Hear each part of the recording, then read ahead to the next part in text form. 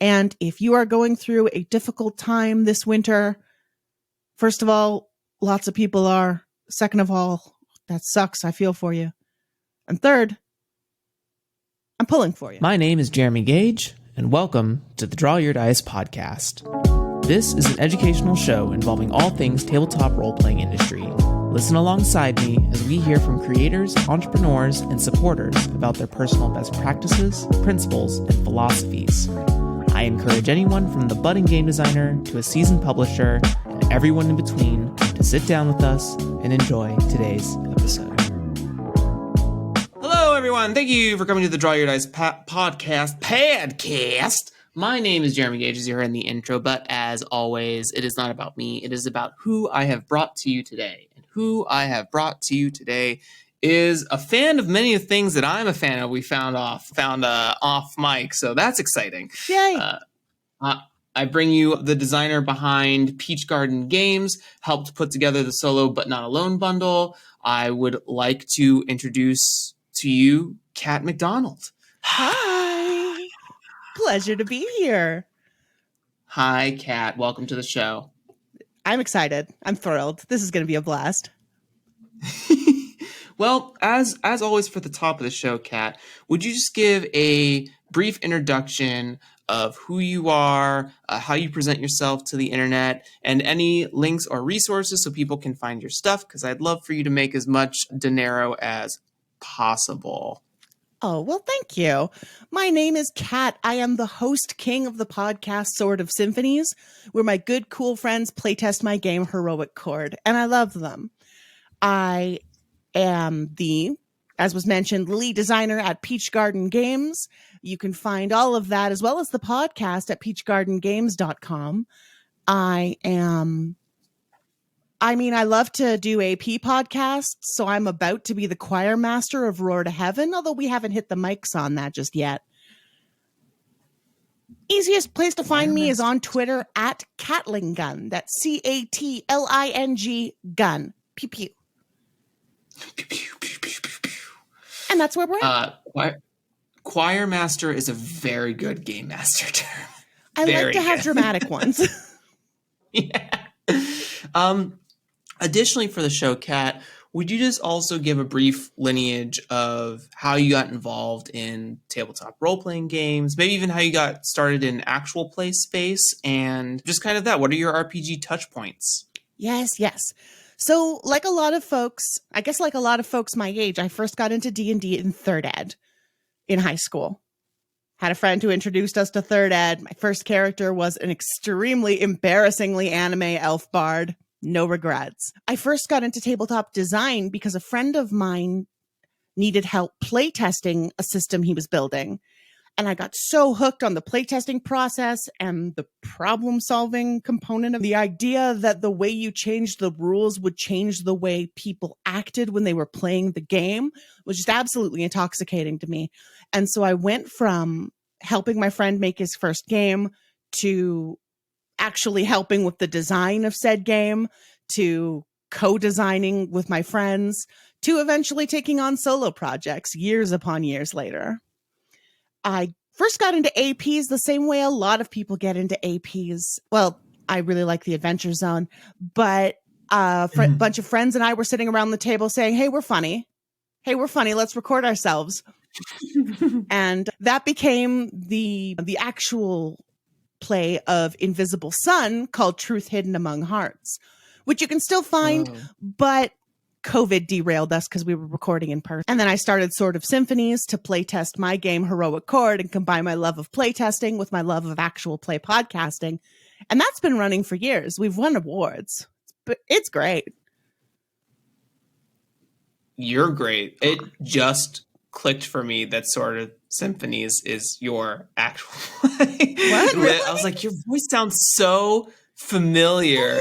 I just did not put two and two. Yes, absolutely. I told you I like Heroic Chords, and I wanted to see how the game was played because I also like Final Fantasy inspired things in the works. Yay! I'm so glad to hear that you're enjoying it. The team will be glad to hear it too. Amazing. Well, thank you for sharing that with us. So we have quite a few things to talk about today. I guess the first one, sort of being a kind of game about game design, a show about game design, let's sort of talk about heroic chords and blazing hymns, since those are the most prominent on and Peach Garden Games like overall, right? So when did you sort of like start Peach Garden Games, and like what was like the sparking interest for heroic chords, and how's the process been for the actual play and the creation of the game? Oh, goodness, let me think.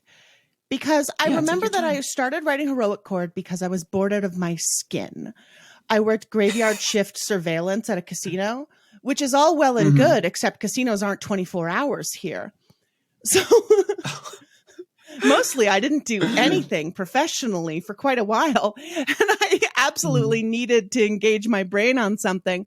So I dug up my college hobby of game design, and I started writing heroic chord.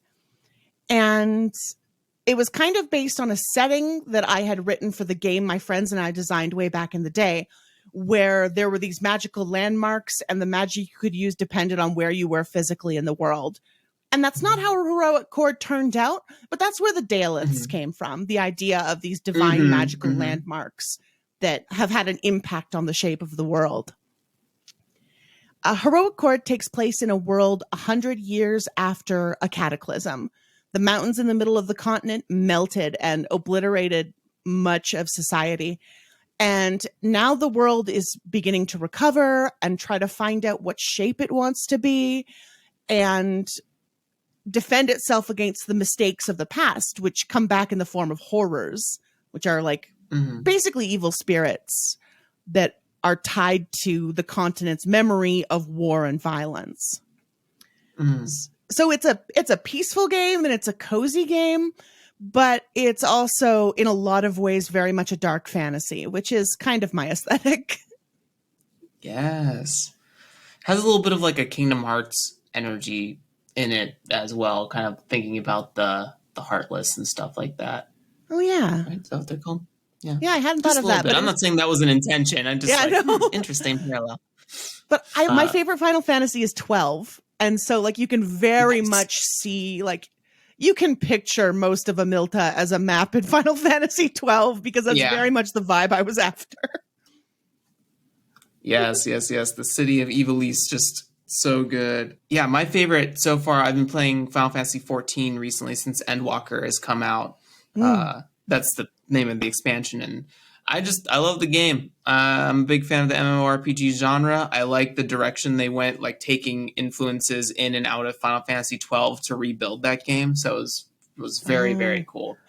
See, this is the first person who successfully made me want to play 14 because I'm petrified of playing games with internet strangers for, I think, valid reasons. Yeah.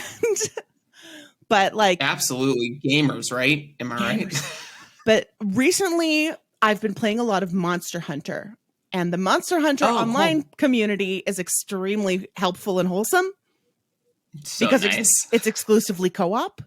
Like there's no verses in Monhun. Yep. So it's kind of been slowly building my courage to play games with strangers. Aw. Yeah, if anything, Final Fantasy XIV has a very curated solo experience in terms of the storyline and solo questing, and you don't have to interact that much with others if you don't want to. But have you ever been to an in-game nightclub? Because that is cool. I have. And the amount of work people will do to dress up and make a house is sick. That sounds like a real good pitch. I'm going to be honest with you. That's a very excellent pitch for 14. I might have to look into it now. You got me. Yeah. Anyways, so you had this setting for heroic chord, and one thing I really liked about the game is how you sort of worded the quote unquote stats, the facets of the game, and you even give like a brief explanation of like why you call them facets, like sort of like a director's cut paragraph of like, I call these facets because X, because it doesn't prevent you from being like in D&D, how you have strength, intelligence, wisdom, all that, the classic 6. Having a low score in that has like some weird baggage of having a low score in like intelligence has some weird baggage of like saying like, oh, you're not a very bright character. You know, that's not that's not necessarily true because you've been surviving as an adventurer for forever, so you have to have something up there going on. So yeah, was that sort of like the intent of facets? Was it just to like get away from the trappings of like stats as a physical decision for characters?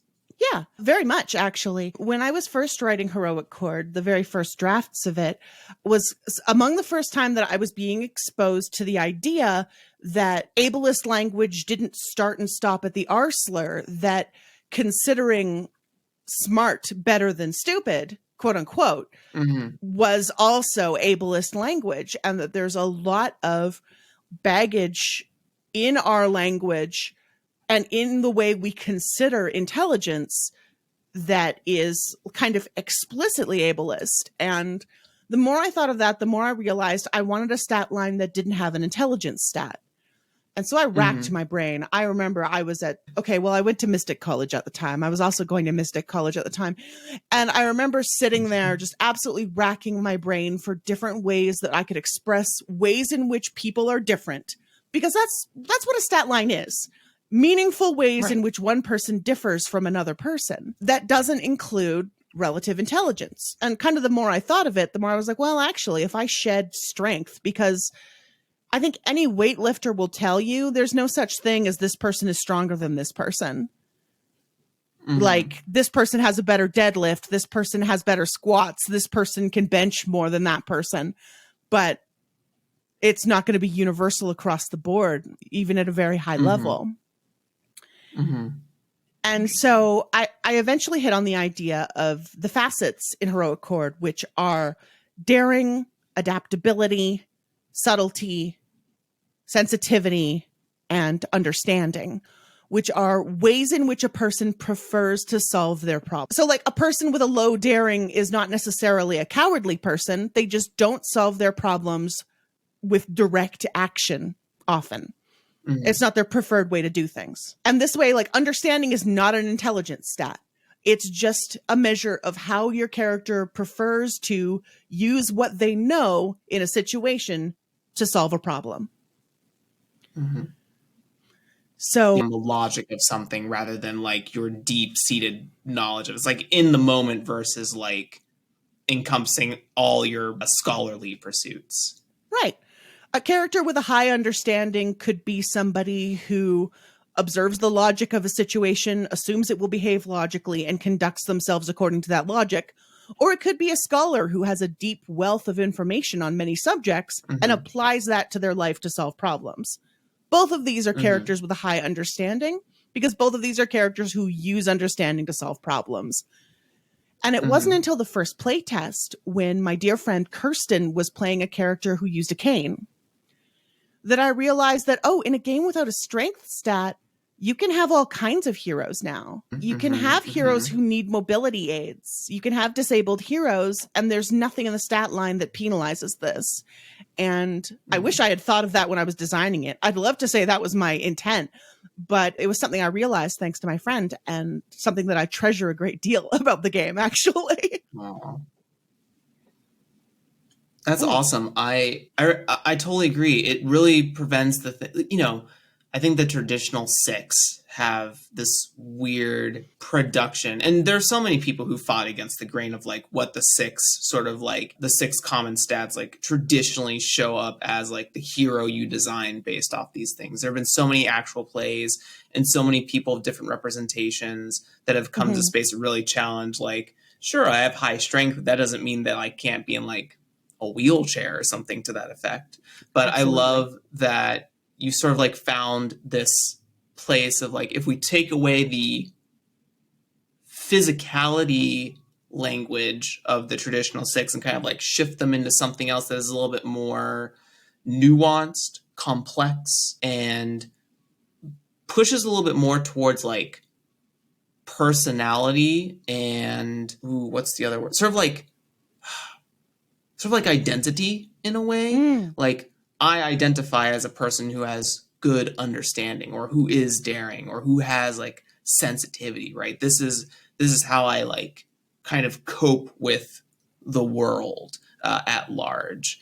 And that can come in a lot of physical forms. Whereas like with the traditional six stats, your physical form sort of gets decided either directly or indirectly by how those numbers are placed. So I love it. I love that facets is the word that you use for them. I love the facets mechanic in general and the sort of like implied character creation of it. And I think it's a triumph for sure.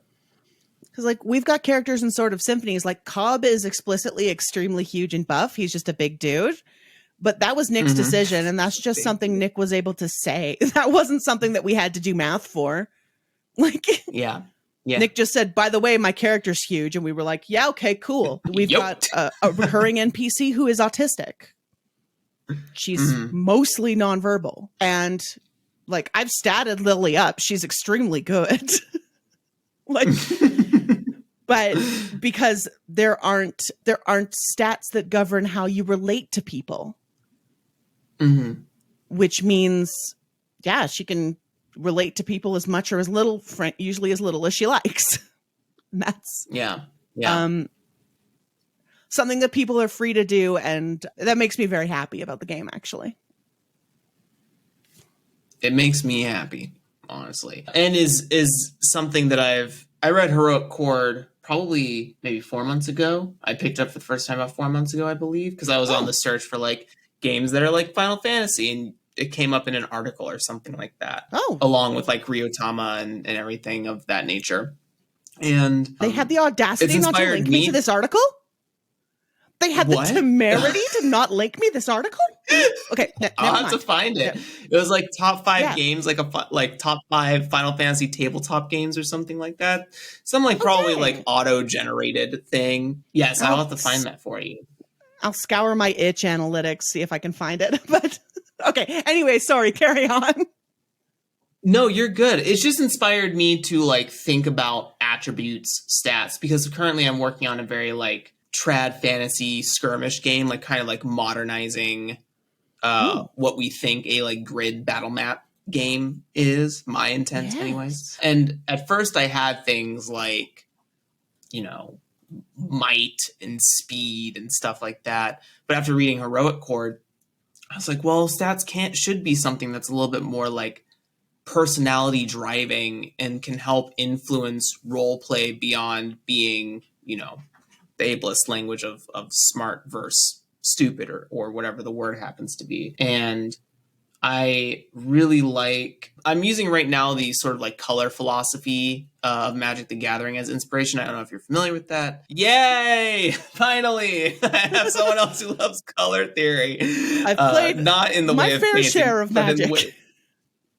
Yes. I love it. Yeah, I have drives as like part of your forming your dice pool. So if your drive is like with action and with freedom in your heart, then like you roll red, or in this case it's Mercury. I'm also delineating them to like planets. So you roll Mercury to do that. But yeah, I think that even in a combat game, you can get away with not having to do physicality of stats, but more of how does your character choose to approach conflicts or crises and have those be adjustable and fluid, as you engage with different conflicts and crises throughout the game. So that is, you will definitely get a mention in the final quick start product.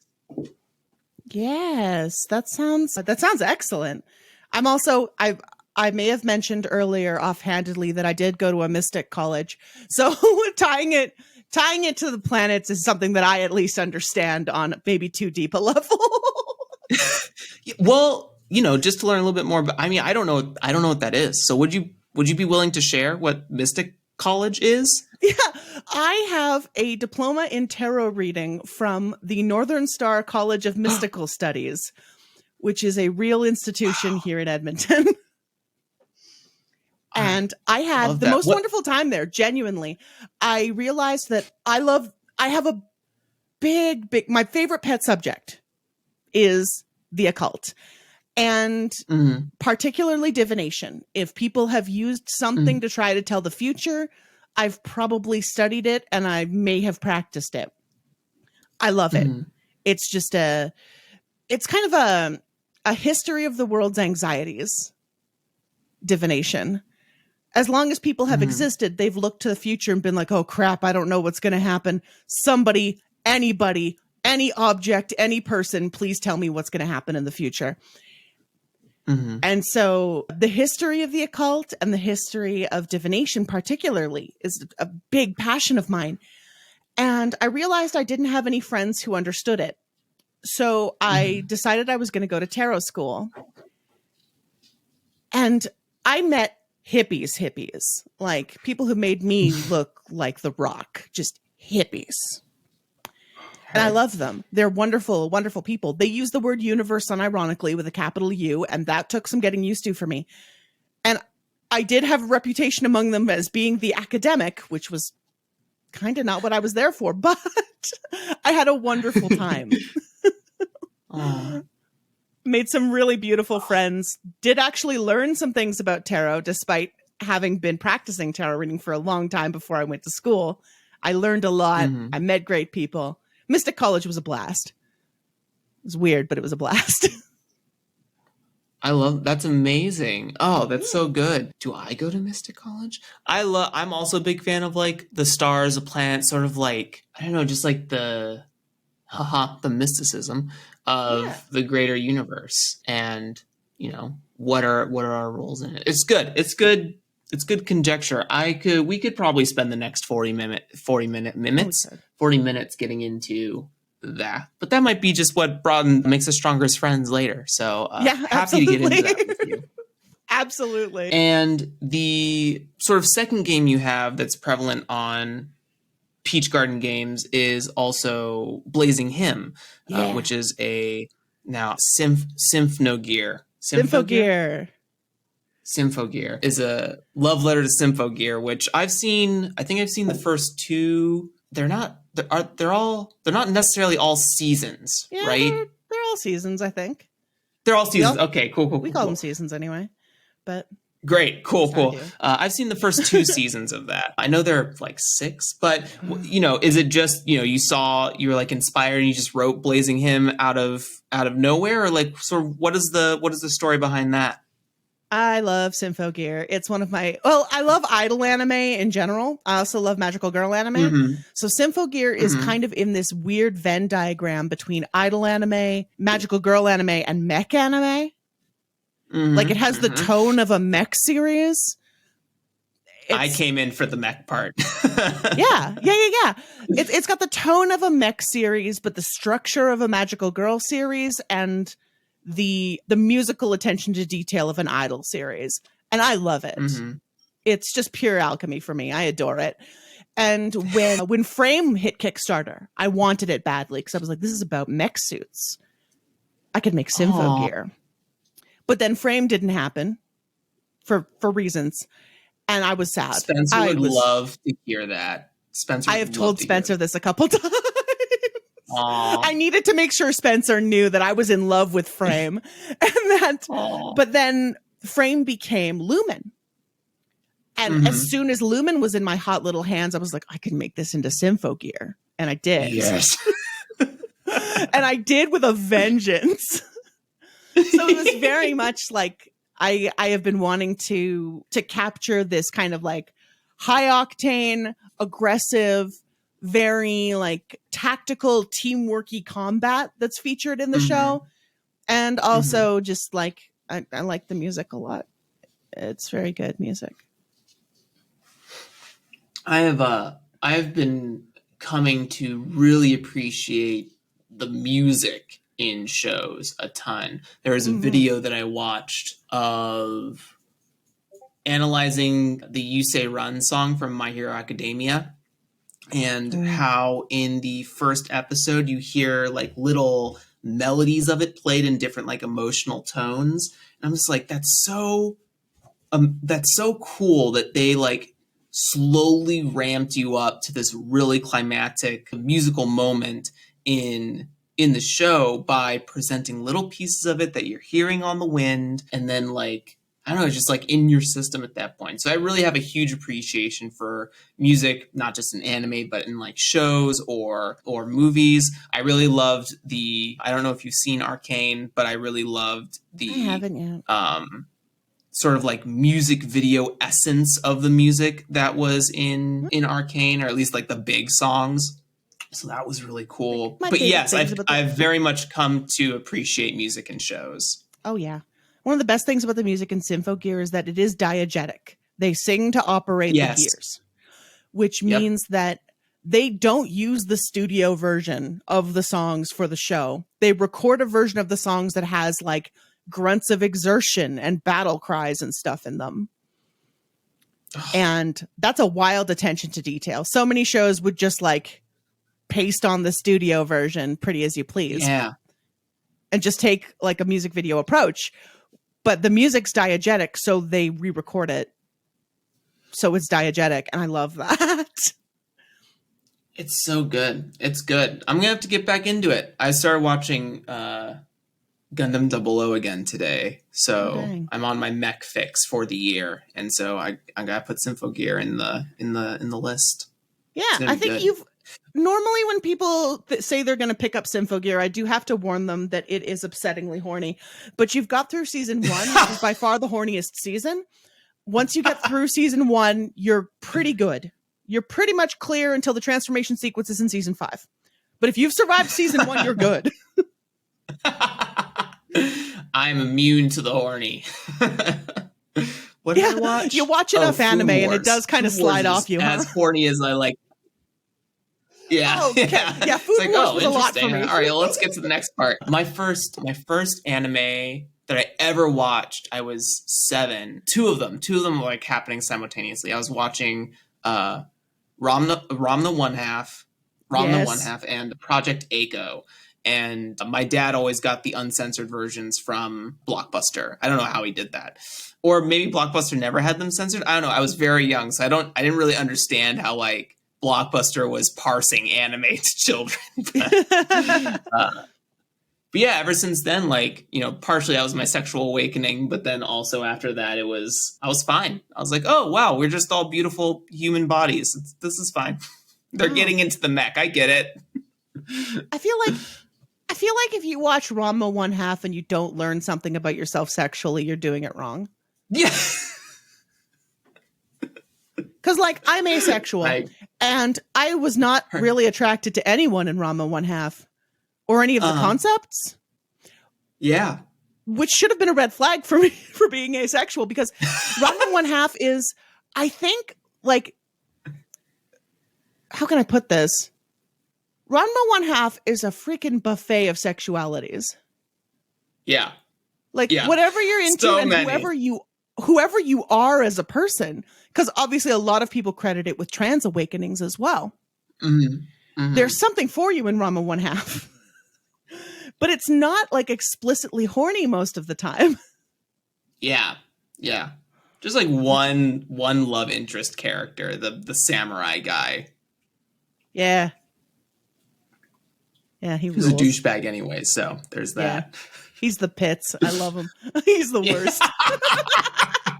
The pits is good. I think if I remember his name right, he's the worst. I love him. Yeah. His name is the Pits. That's as much as I'm he's concerned. He's just the Pits. Then I think when I was very, very little, I remember seeing Astro Boy. But the first anime that really stuck with me was Sailor Moon. Yeah. I loved Sailor Moon. I loved Pokemon. I still love, like, I haven't watched the Pokemon anime since I was the correct age to watch the Pokemon anime. So I couldn't tell you what's going on in it now, but I can tell you that I was just obsessed with it as a child. I watched I played up until the new Gold and Silver came out, Heart Gold, Soul Silver. That would have been college of 2012. And I think I watched all the way up to the what was after the Johto region? Sinnoh? Hoenn, yes, the Hoenn Yeah. region. Thank you. That was the last series I watched. I've never skipped a Pokemon generation. I've fallen love off it. watching the show. I've played the game since I was 10. Constantly. I won't stop. And will never stop. I love it. That's so good. Yeah, Pokemon was also a really big anime for me. I think that was also around the time I started like getting Ranma from. There's another. What else did I get? It's gonna bother me. There's like another like woman lead centric anime that I was watching a ton of. I'm very happy about my anime choices when I was young. I'm very proud of the person I am, and I think it's mostly due to the anime I watch. So I'm very happy about that. What's a harem series that was contemporary with Ranma 1/2? Tenchi Muyo? Tenchi Muyo was also something. I actually just tried to watch the dub again like yesterday. I don't know if it holds up. I don't really love the voice acting. Oops. Oopsies. Whoops. I was so enamored. I was like, oh my god, Tenchi Muyo was so good. Because I think I really liked like Ryoko's voice for the dub for whatever reason and the inflection of it. But then when I watched it yesterday, I was like, oh, these lines are not good. Yeah, I've got a hazy memory of one of the OVAs, and that's it. Yeah. Very hazy memories. I think it probably gets better in like War of Geminar or whatever that is. But anyways. Oh, yeah. The straying so into anime space, this becomes an anime podcast. Yeah. Kat, thank you for sharing my love in all these nostalgic animes. I'm a big fan. I'm actually while we're on the anime, a big inspiration for the tone of Heroic Chord was also 90s fantasy anime like Record of Lotus War, and kind of most importantly was Magic Knight Rayearth. Yes, Magic Knight Rayearth. Cool. I guess I also had a class, like one of the classes in Heroic Chord, the Windswept Cavalier, basically popped into my mind because I am obsessed with the few seconds in the Revolutionary Girl Utena opening sequence where they're riding on Pegasus. Never happens in the anime. Happens for a couple seconds in the opening. I'm obsessed. I was like, I need a mounted archer on a winged creature in my game. I need it. I've never heard of a playbook or a class designed over a 5-second concept. 5-second concept that does not appear in the anime. I can't make this clear enough. Very good. It's only in the opening, but it's so cool. I was gonna say something else. I can't seem to remember if there is any like mech in Heroic Chord, but for some reason Escaflowne also popped in my brain at one point reading it. That kind of like 90s pastoral fantasy vibe. Yeah. Is in Escaflowne as well, yeah. Also one of the first isekais for all you youngins out there. Absolutely. Know your history. Know your history. Amazing. I also really like the sort of stylistic wording of Blazing Him as well. All the concepts of gain and volume as the stats and everything of that nature is very, very cool. I think for both anyone who's listening to this, I think it would be a really good case study to go like check out Blazing Him and Heroic Chord for Kat's writing style, because I think you took a lot of dedication to find words and language that really emulate the exact feel of what you're like. I think you've hit, in my opinion, I think you've hit everything on the head as far as like the message of your intent on those. So it's very, very cool. And, and I think it's a good writing example. They're also very different games because most of my games are like Heroic Chord. They're kind of gentle. They're like 5% conversational. But they're mostly kind of like a chill, gentle, optimistic vibe. And then I'm writing a Lumen game for the first time, and they're all action. And I'm like, what am I going to do with a game that's 90% combat? How is sweet, fluffy, friendly Cat going to write this game? And it was legitimately challenging for me to write Blazing Him because it's totally so different from the rest of my work. But what a great exercise to sort of like get out of your comfort zone and really like stretch, you know what I mean? And I think you did it. Yeah, I'm glad to hear that. I really am.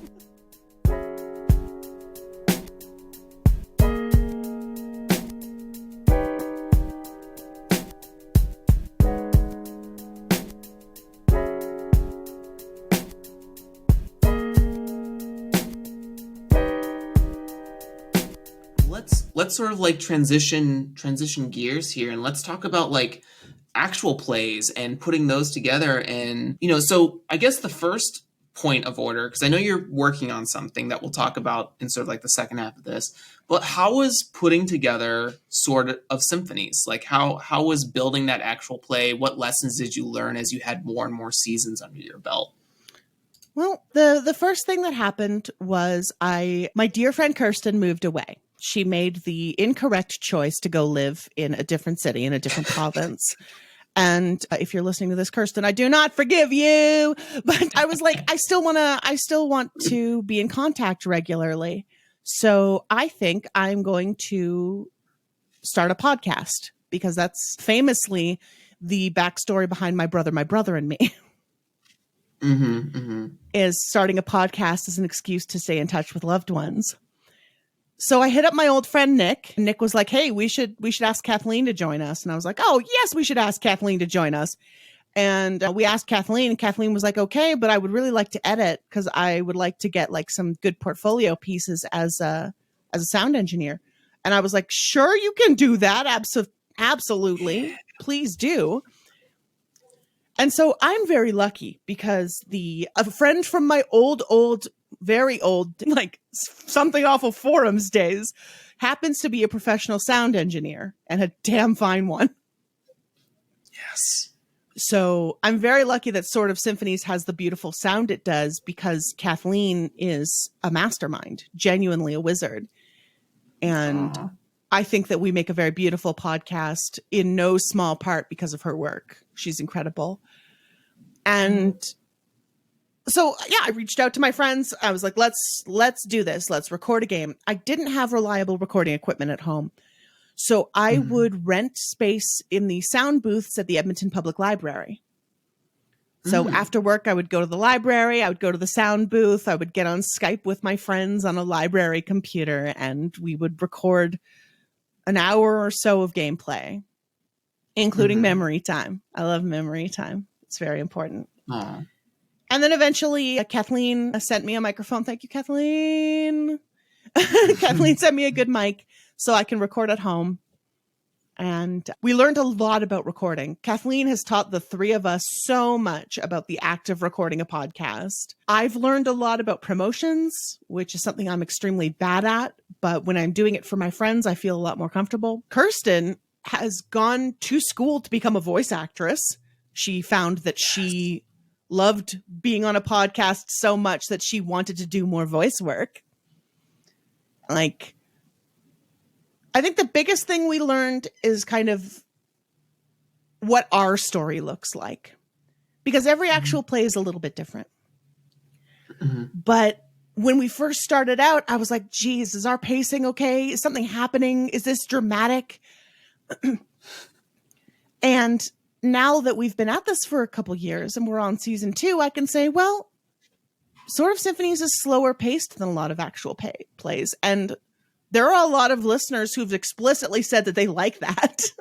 So I've learned to kind of stop worrying about what other people's podcasts sound like and to focus on what makes Sort of Symphonies special, which I think is the kind of chill, cozy vibe it has, even when it gets into dark fantasy or horror territory. And what's really interesting, especially about like the pacing part of it and sort of like closing or putting your blinders on to the greater sea of actual play content out there. I think it's, hello, yes, you might hear a dog noise every once in a while. I think my partner is taking a shower and our dog Dawn is getting upset. They do that. They do that. But in what you were mentioning about sort of like finding the style of your show and how it sort of like doesn't follow the traditional trend of actual plays, I too also really enjoy a slower paced actual play, shorter, tighter actual plays that, I think Critical Role is its own beast in terms of actual play content, and I really don't think it should be the marker for a lot of shows. I think Dimension 20 does a great job at doing the sort of longer actual play bits, but also they're, comedians and they're breaking the fourth wall and they're like, you're watching people have a really good time, whereas Critical Role is this very like epic storyline and touch points. And I'm not bashing on anyone who enjoys those things, but as far as like content creation for me, I love just like an hour's episode, something like a Netflix like style length, and also things that are just like a little tight and things are happening and the story is rolling along. And I think as long as there's forward momentum, it doesn't matter to me how long it takes to get there, so long as I feel like there's a movement to the actual play, where in some episodes of Critical Role, it really feels like nothing happened in the game for 4 hours, which is real crazy to say. Yeah, I love it. I think Sword of Symphonies is also a great actual play. I think you're just overall putting together a really cool team and a really cool amount of content that is a great example of slow and steady is great. It can be great. You don't have to like throw spaghetti at the wall all the time. And I think you've hit on something that's very, very important to people who want to do an actual play, because a lot of people who want to do actual play are inspired by the big names. They're inspired by Critical Role, by Dimension 20, by the Adventure Zone. And like, forget it. Like, you're not going to be Critical Role. And I'm not just saying that because they're like, they've got a studio behind them and they're professionals, but also because they're them and you're you. And that's important. You are going to do much better work if you focus on what your story looks like than if you try to imitate someone else's every time. Yeah. Like, I love the Adventure Zone. I couldn't be the Adventure Zone. I think the closest I've come to tonally imitating an actual play I like is the Broadswords. But even then, I'm never trying to mimic Victoria Rogers, although if I were mistaken for Victoria Rogers, I would take that as the highest compliment. Genuinely, she's my hero. But it just kind of shook out that the story I wanted to tell was something very similar, something soft, I'm not quite as epic as the Broadswords, I think is the biggest difference. But something soft, something very fantasy novel, something with kind of a gentle pace where the comedy happens if the comedy happens, but we're not comedians and we're not trying to be, that's where we landed. But if you're doing your own actual play, do your own actual play. Take inspiration from shows you like, absolutely. But like, who are you and what's your story look like? That's way more important. Yeah, it doesn't need to be action, dynamite explosions, and silver swords swinging. It can be campfire that and is your vibe. Songs and, just beautiful. And that's the thing. People who want high octane epic action will find those podcasts and will love them. So if that's your vibe, do it. People who love cozy campfire stories will find podcasts that are like that and love them. Like, we've got a lot of listeners who like to listen to Sword of Symphonies while they're doing things like knitting or sewing. Like, that they find it's just like a nice, cozy podcast to listen to while doing crafts. And I love that. I very much love that. And I love that they've found us. That's amazing. And now I have a friend that might like this. Cool. Great. I love it. I love that you brought that up. I think it's cool. And you have you have this sort of symphonies, sort of like gentler style based on Heroic Chord, but now you're getting ready you just had a successful Kickstarter for Roar to Heaven, a Blazing Hymn actual play. Tell us about I know you said you haven't started recording yet, but like, have you got some stuff worked out? Has there been like some session 0 things behind the scenes? What's going on? Oh, not just behind the scenes. You can actually find the first half hour of our session 0 on our feed. Not the first half hour, first half. You're shitting me. No. You're shitting me. You can look at the Roar to Heaven feed. There's 2 things in there. There's half the session 0 and there's an interview with Spencer. Yes. Oh, yeah. Yeah, that's the stuff. Good. It's a good interview. I had a wonderful time. And the full session 0 is going to be made available to our Kickstarter backers.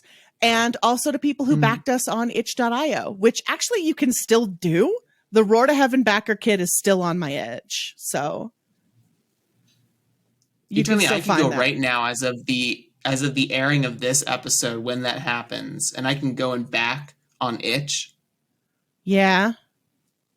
Yeah. Cool. Yeah. Listeners, you should do that. And it has, okay, my sweetheart teased me about this. But Itch backers get an exclusive that I wrote just for them. And Kickstarter backers are also going to get an exclusive class as well. Whoa. Whoa, 2 different exclusive classes? Amazing. My sweetheart definitely did tease me for doing pre-order bonuses, but well, I wanted to, and I can't be stopped.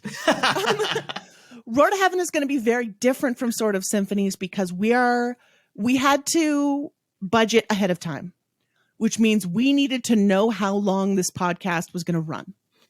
So we're doing an anime season. We're doing 12 episodes, 13 episodes. Hell yeah. So we have, that's our time frame. We can't mess around. We have to go at a pretty good clip to put out listenable podcast episodes, 12. So that's something that's going to be a little bit new to me. I've been practicing by running a lot of one shots so that I can really calibrate how long combat takes in Blazing Him. Ooh, good strategy. I've been training for this. Training arc. Training, absolutely. It's the funniest thing because I was in the Kickstarter and I watch a ton of idle anime. I've already mentioned this. Aikatsu is one of my favorite things. It's just complete emotional empty calories. I love it. And I'm on the treadmill just like, yes, training. Training is what I should be doing. And it took me a bit to realize, wait, maybe I should have training that's maybe a little more applicable to what I'm going to be doing. So I've been running one shots and I'm lucky I've got a cast of, I accidentally cast 4 forever GMs as my players. Nice. So they not only, they get the vibe because like I did a casting call. We held a party to meet the top applicants for the casting call. And then we played one shots with the top applicants from the party to pick our cast. And so like, I'm 100% confident in this cast. They've proven time and time again that they get what I'm going for and that they're perfect. So the cast of Roar to Heaven is wonderful. And they're going to really help me. They're going to help me be rough. Cool way to bring in, I think that's a really cool process that you did, like to sort of get the second round to be like, hey, play some games with us, play some games with like different combinations of people. Let's like keep making some new characters or keep like diving into different parts of the world. And then at the end of it, like, hey, you're my final 4 because you most consistently sort of like had the energy I was going for, created the characters that I'm sort of like looking for this actual play. I think that's really fascinating. And how long did that process take? It took a couple of months because I left the casting call up for a month. So, but it was absolutely worth it because like at the party, we got to see how everyone gets along. We got to get to know people's unique perspectives. And then when we were playing the one shots, we were like, okay, you understand the vibe. You get the vibe. You're like, you get the vibe, but your mic manners are off. So maybe not, things like that. And wow. Yeah, we had just a great time. My co-producer is Erin Cerise from Super Idols. And because if anyone understands anything Magical Girl adjacent, it is Erin. And because Erin's an expert. And so Erin is, I have not been able to throw anything at Erin that she has not rolled with. Like Erin is just understands the tone of what we're going for so much that I can do whatever I want. I'm not going to throw Erin for a loop at any point. I've accepted this.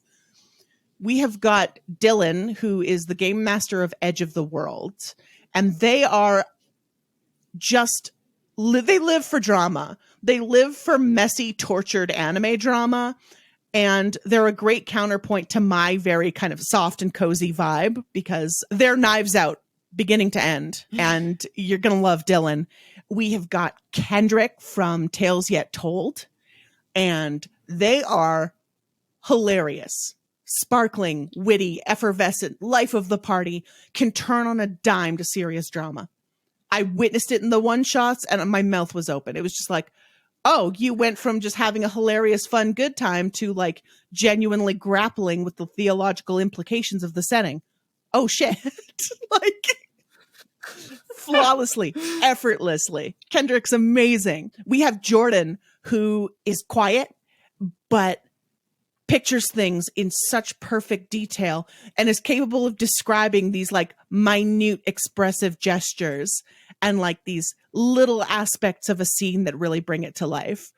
Jordan is incredible, so smart, such a joy to play with. And also extremely funny. So is Dylan, so is Aaron. They're all hilarious and I adore them. But they're also capable of like turning up the funny and genuinely just like cranking the drama, and it's going to be a blast. You're going to be able to hear Jordan on the upcoming Pro Bender Avatar The Last Airbender podcast. Yeah. So awesome. And are you GMing this as well? Yes, I am. I've decided that because my title for Sword of Symphonies is Host King. I just declared myself that one day. I remember that. Yeah. I think my title for Road to Heaven is going to be Choir Master, because the enemies in Road to Heaven are angels. So I think that's what I'm going for. It's good. It's good. Yeah. Again, strong GM name. Strong GM name. It's got a lot of power to it. Yeah. And so when do you expect to start recording? Are you going to sort of like record everything, then go post, then do releases? What's sort of like the trajectory plan for the year? Well, we're going to start recording in February. Our plan is to hit the mics in February. I know that early releases is one of the Kickstarter backer rewards, which means I think what we're probably going to do is we're going to build up maybe a 4 or 5 episode lead time, because I feel more secure with large lead times. And then start releasing to the Kickstarter, and then maybe a couple weeks after releasing to the general feed. Cool. So if the math is correct, we should be hitting feeds around end of March, April, if I'm doing this math right. Okay. We'll see. Sure. And then it's going to be like a weekly or a monthly show or anything like that? Oh, that's just a good question. Is it going to run sort of like April to October or something like that? Oh, I've got no idea now that I think about it. That's okay. I'm not here to put pressure on. I'm just curious because it sounds like you're doing really amazing work to try and get this show out in basically like half a year, which is a lot, especially if there's going to be posts and stuff that goes into it. It just sounds like you've assembled a really crack team. Oh, absolutely. Our editor is the magnificent Kathleen of Sword of Symphonies fame, so it's going to sound gorgeous. Yeah. I'm not sure whether we're going to release. I'm thinking weekly or bi-weekly, because I'm aiming for an hour and a half episodes. Okay. So weekly or bi-weekly I feel best with, but we'll see what our schedule looks like.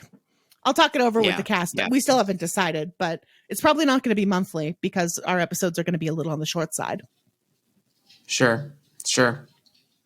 Either way, I think that's great, and it really just goes to show like how much just basically the hands that are a part of making this project are really strong, especially if you're like looking to get it out and such that I don't want to call it tight because I don't think you're doing anything. Like, I don't think you're doing anything risky. That's not what I'm trying to say. I just think I think maybe on an average level, I don't know if people really understand how much goes into like a really produced actual play, and it's incredible the amount of work that goes on behind the scenes. So it's a big applause from me for sort of your aspirations of the show. And again, that is not coded to be like I think this is hard. I just it's very cool. It's very good.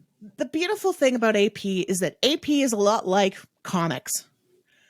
You can just have a chill time and make a web comic for free, and you can do that. Like, you can make an AP that's just you chilling with your friends and finding your own pace and finding your own vibe and release that. And that's beautiful. You can, however, also do something that's very produced and polished and ambitious. And Word of Heaven is me being ambitious with it. So I'm going to see how far that takes me. Yeah. You don't have to do a Kickstarter for an AP, but we did. I guess is what I'm trying to say. But we did. Hey, I'm all for it. I would love for more APs to get crowdfunded so that all those hands get some dollars for the beautiful work they do. I think it's really important. Yes. We are approaching the top of the show, but I don't want to leave without an opportunity for you to also talk a little bit about the Solo But Not Alone bundle that you wanted to bring up for the show. Yeah. Would you tell us a little bit more about that bundle and sort of like the essence behind that project? Sure. Solo But Not Alone 2 is going to be running between January 9th, 2022 and March 9th of 2022. So if you're listening to the podcast within those frames, please look it up. It is a bundle. This year's Solo But Not Alone is a bundle of 101 single-player TTRPGs for $10. And the money goes to Suicide Prevention Org Jasper's Game Day. This is my second year doing this. I want to exceed last year's total. So if you're listening to this before March of 2022, please help me. Please help me beat my past self. And, save lives. Keep people here. The long story is that my demon niece, my sister's helldest, if you will, spent her 4th birthday making cards for me. And what that looked like was her just putting a green scribble on a piece of paper because she knows green is my favorite color. But I was so touched by this. I was like, it's your birthday. You're making things for other people. This is, you're a really beautiful little person. I adore my niece. She's my absolute angel. She has no flaws. She's the worst and she has no flaws. I love her. And when I describe her as a demon, I'm not joking. She's 5 now. Like she's a demon. But at the same time, like, she spent a day that was meant to be all about her helping other people. And I thought, well, I can't be outdone by a 4-year-old. I refuse to be outdone by a 4-year-old. So when my birthday came around, which is the 9th of January, I decided that I was going to, because it was COVID, it was lockdown, it was winter, the first winter of COVID. I was like, wow, I bet a lot of people are having some serious mental health problems right about now. I kind of feel like I am because I've got a long history of mental health problems myself. So I decided to raise funds for Jasper's Game Day, which is a suicide prevention organization that operates in the tabletop sphere. And so thanks to my niece's example, last year we raised over $31,000 for suicide prevention, which went to education in schools. It went to kind of establishing mental health supports for kids and teens. And I thought that was freaking beautiful. I was so happy when Jasper's got back to me to tell me where the money went. And this year I'm doing it again. I love single player TTRPGs. I fell in love with them last year when I played all the single player TTRPGs in the bundle for racial justice and equality over the summer. I fell completely in love with the genre. I've written several since falling in love with the genre. And so Solo But Not Alone is both my way of expressing my love for single player gaming and also my way of expressing my love for mentally ill gamers and mentally ill people kind of in general, because God, it's rough. It's rough out there, huh? Yeah, it's rough. It really is. Thank you for being vulnerable and sharing those bits about you, and for sharing your intention behind the Solo But Not Alone. I think that I really think it's beautiful. It's my pleasure. I had a wonderful time doing it last year. It legitimately brought me to tears thinking about, like, because last year I set our initial goal for $500, which we met almost instantly. And so there was this hilarious process where I kept setting goals and we kept meeting goals. And every time I set a goal, it turned out not to be enough, and that more and more people wanted to contribute to this. And I was just continually being blown away in my conservative estimates of how much people cared. Aww. So this year, our only goal is to beat last year. And when will that run? Until March 9th of 2022. It's running right now. Running right now. I'll make sure to get this a quick turnaround then. It launched on Sunday. The 9th. Yes. Yes. Yep. Yes. Amazing. Well, if you listeners, if you have it within you and within your ability to do so, please, the link for this will be provided in the show notes so that you can go and support the Solo But Not Alone 2 bundle. Yeah. One of my favorite things that we did this year is I had all of the designers, when they added their games to the bundle, fill out a spreadsheet, including a summary, the genres, the equipment you need for the game, and any content warnings. So there's a spreadsheet that's included with the bundle that will help you find your new favorite game. That's awesome. Yeah. Very good. So do not feel intimidated by the number 101. Yeah. Yeah. What I did I believe is the Palestine support bundle that happened quite a few months ago. There are a lot of pieces in there. It's hard for me to explore it on the itch database to see everything that I've got. So suffice it to say, sheet would be amazing. I learned from the Bundle for Racial Justice and Equality, which was a wonderful project that took in a huge amount of money for bail funds, but it was so huge that it was just an ocean of content to navigate. Yeah. Yeah. So I wanted to make it a little bit easier on people. Well, thank you for that. And thank you for the bundle. And thank you for heading that project. I think genuinely, it is my pleasure. I think with that, we are going to call our show here today. Once again, Kat, thank you for being here. Would you just give a brief outro as you did your intro of where people can find you, get in touch with you, look at your beautiful works, and all of these links that Kat will be providing will be down below in the show notes for your access as well, listeners.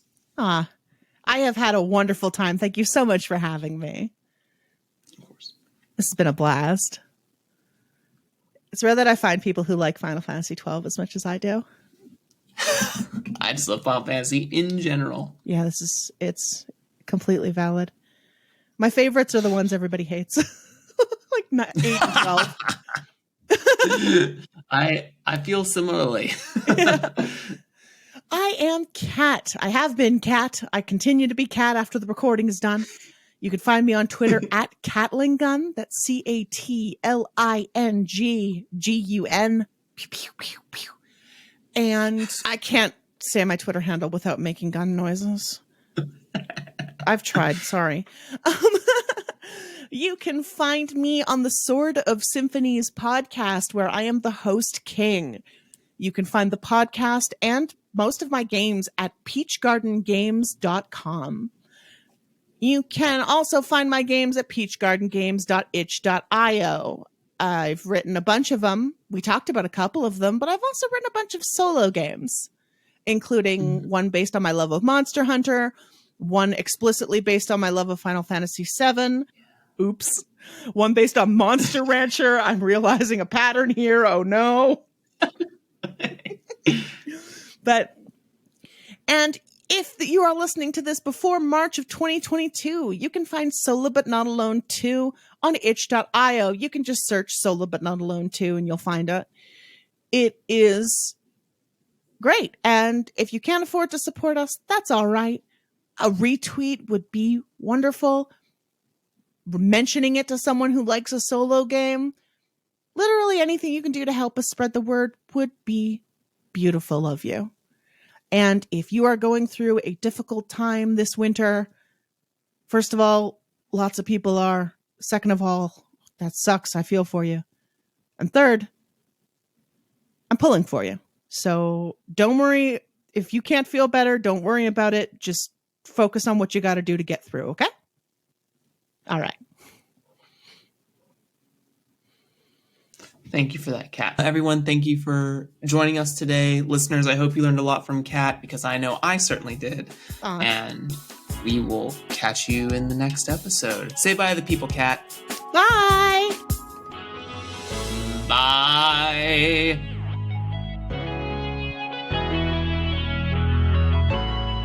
Hey there, listeners. Thank you very much for taking the time to sit down and hang out with Kat and I. We really appreciate it. You can find links and resources down below in the show notes for getting in touch with Kat and other content with similar topics. Support Jeremy and the DYD podcast by reviewing the show, joining the community Discord server, and donating either on Patreon or Ko-fi. Thanks again for listening, and remember that design is a marathon, so enjoy the journey and have a great day.